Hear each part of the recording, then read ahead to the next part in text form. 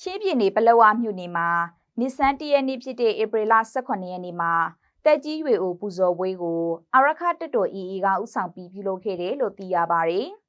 ။ပလောဝမြို့နယ်ကဒေသတစ်ခုမှာဒေသခံရှင်းခမီနဲ့ရခိုင်လူမျိုးတွေပါဝင်တဲ့အသက်80ကျော်အရွယ်အဖိုးအဖွား23ယောက်ကိုပူဇော်ကြော့ခဲ့ကြတာဖြစ်တယ်လို့ပလောဝဒေသအုပ်ချုပ်ရေးပိုင်းဆိုင်ရာကတာဝန်ရှိသူတယောက်ကနရင်းစရာကိုပြောပါတယ်။တက်ကြီးရွေအိုပူဇော်ပွဲကို AA ကဥဆောင်ပြုလုပ်ခဲ့ကလူမျိုးဘာသာခွေချောင်မွန်းဆိုတာမရှိဘဲကိုနေမြေမှာ